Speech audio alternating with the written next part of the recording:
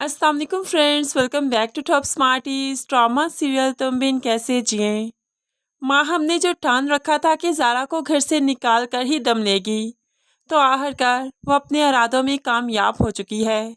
मना ले माँ हम अब जो जश्न मनाना है, क्योंकि ज़ारा तो यहाँ से जाने वाली है। माँ बाप ज़ारा को लेने आ गए। ज़ारा बहुत रोती है क्योंकि अदील की यादें अदील का घर छोड़कर नहीं जाना चाहती, लेकिन अब जाना तो पड़ेगा। जाते जाते अदील की तस्वीर पकड़ लेती है, लेकिन मोमानी बेदर्दी से वो तस्वीर भी फाड़कर ज़ारा की अलग कर देती है।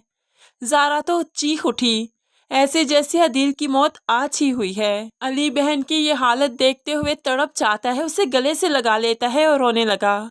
फिर ज़ारा को पकड़ते हुए घर से बाहर ले आया। ये ज़ारा जो रुखसत होकर इस घर में आई थी, आज फिर से मेके जा रही है। जब मेके पहुंची तो बहनें देखकर तड़प जाती हैं।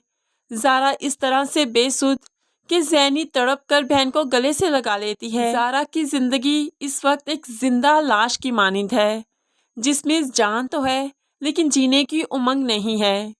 माँ तो बेटी की ये हालत देखकर जीते जी मर रही है। अपनी औलाद के सामने और साथ के सामने ज़ारा के बारे में बात करते हुए कहने लगी, इतने बड़े बड़े बहतान लगाए उन्होंने, उनका दिल नहीं कांपा, उन्हें खुदा याद नहीं आया। लेकिन मैं जानती हूँ कि मेरी बेटी ऐसी नहीं है, आखिर मैंने तरबियत की है उसकी।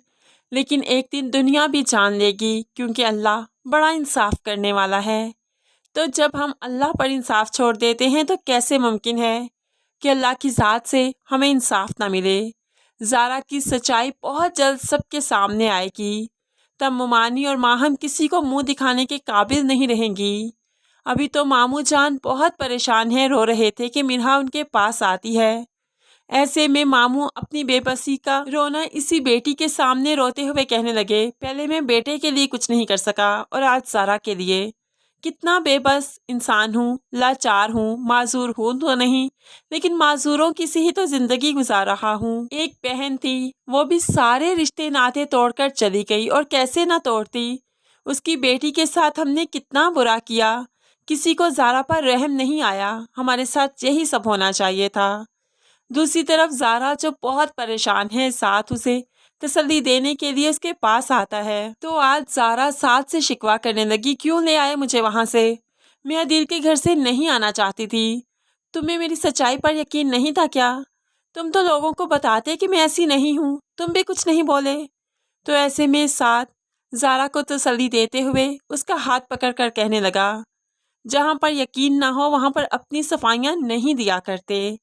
अगर उन्हें आज यकीन नहीं तो क्या हुआ, खुदा इंसाफ करेगा, अल्लाह उन्हें यकीन दिलवाएगा, अल्लाह तुम्हारी सच्चाई सबके सामने लेकर आएगा। मैं हर मुश्किल में तुम्हारे साथ खड़ा हूँ। ऐसे में ज़ैनी जो बाहर खिड़की के खड़ी सब कुछ देख रही थी, आज वो साथ से फिर से बदगुमान हो गई, और अब तो वो ज़ारा से हमदर्दी करने की बजाय नफरत करने लगेगी, और इस तरह से ज़ारा का यहाँ पर रहना भी बहुत मुश्किल हो जाएगा।